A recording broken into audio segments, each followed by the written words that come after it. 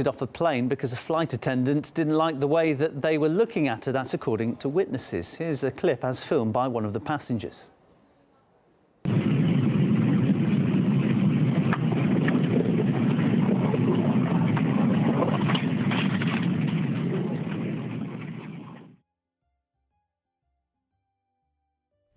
A Maryland woman says that she was discriminated against by a major airline and that it was because of her religious beliefs. It all happened on a Southwest flight that originated at Reagan National Airport earlier this week. As Suzanne Kennedy tells us, Muslim advocates say these incidents are part of a growing trend. The incident happened on a Southwest flight from Chicago to Seattle on Wednesday. That's when Tacoma Park resident Hakima Abdullah says she was thrown off the flight after trying to switch seats with a willing passenger. Her husband says as a Muslim woman, she's not comfortable sitting between two men. And when a flight attendant got involved, the situation turned hostile. She tried to sit it, but she said, no, you are not going to sit. You have to leave the airplane. And she said, why? No, you have to leave the airplane. Get out of the airplane. Abdullah was eventually rebooked on a Seattle-bound flight that same day. But by then, her husband says the damage was done. Buddy. Bobby Russo won. Like many Canadian 6-year-olds, Syed Adam Ahmed is a hockey fan, a Habs fan to be exact. So when the Toronto area family got tickets to the NHL Winter Classic, Adam was excited. They're a great team, and they won 24 Stanley Cups. The game was in Boston, and that meant a frustratingly familiar problem at the airport. We've been having trouble all the time, every time we traveled. I don't know why he has to be stigmatized for his name or religion or race. The little boy's name has raised red flags with airlines ever since he was born. The family gets pulled aside for lengthy security checks. This trip, they discovered Adams on what's called a DHP, or deemed high-profile list. We don't know anything.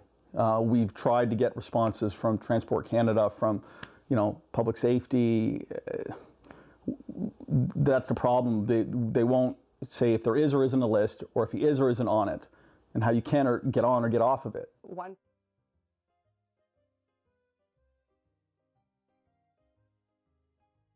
On the face of it, it seems like a bizarre turn of events. Just walk us through what happened.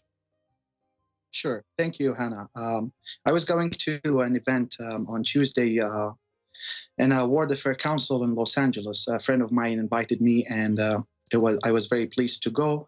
I was lucky to actually ask a question to the Secretary General about the situation in Iraq. And when before that, I actually called my uncle, telling him he lives in Baghdad, and he's a political analyst, and usually I discuss these kind of things with him. So my uncle asked me if I had the chance to ask the Secretary General a question, and I didn't have the chance to ask him two questions, actually, so I just did ask him my own question. On the way back on Wednesday, I went to LAX through Southwest Terminal 1. My flight was at Gate 10, and I was texting my uncle that I am sorry I couldn't ask your question. I didn't have the time, and I will call you when I get into the plane. Once I sat on the plane, my ticket was A58, so I was one of the first people to go inside the plane. Mm-hmm. And I talked to my uncle, and I told him about the event. Yeah, and you were talking in Arabic? I was talking in Arabic all of the time, actually. I didn't speak in English at all because, he's my uncle. I mean, I'm going to speak Iraqi with him. Sure. And one lady, she was standing sitting in front of me. She turned around and she kept looking. And at some point, I realized that she's looking at me. So I told my uncle, I will call you when I get there. And my uncle, he was telling me, call me when you land. And I told him, inshallah, I will call you. If God is willing. Yes, it's a phrase that I think most of the Middle East people use it. All of the Arab use that phrase, the Arabs, sorry. And this is the word that the other passenger felt threatened by in some way. Is that right? She left the plane immediately after I hung up the phone, and 2 minutes later, they had to remove me from the plane. One guy came and he said, "You need to step out of the plane, sir," and I had to leave the plane. I started feeling really upset because, we hadn't done anything wrong. Nazia and Faisal Ali wanted their trip to Paris and London last month to be a memorable one. They were celebrating their 10th wedding anniversary. This last incident, it kind of tainted our memories because we had such an awful ending to this wonderful trip. Nazia and Faisal were kicked off a Delta flight from Paris.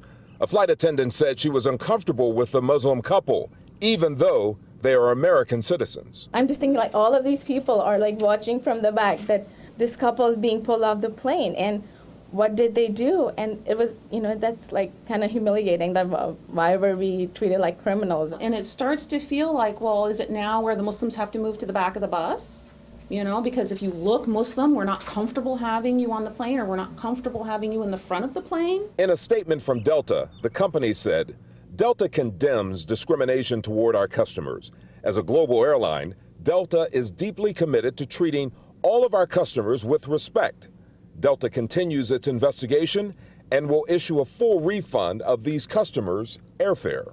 Mr. and Mrs. Ali had gone through security, had all their luggage checked, and they were cleared. And apart from the fact that Mrs. Ali is wearing a headscarf and they look Muslim, they wouldn't have been kicked off. So even when we got back, I was just so upset. I would wake up in the morning just thinking about this time that we were taken off the plane. Back live now, that flight attendant apparently was uncomfortable because Mr. Ali was sweating, using a cell phone, and used the term Allah, which means God. Reporting live, I'm Curtis Fuller, WLWT News 5. All right, Curtis, the Council on American Islamic Relations says there have been other similar incidents reported all across America, and they want the feds to review and update policy guidelines to determine when a passenger may legally be removed from a flight.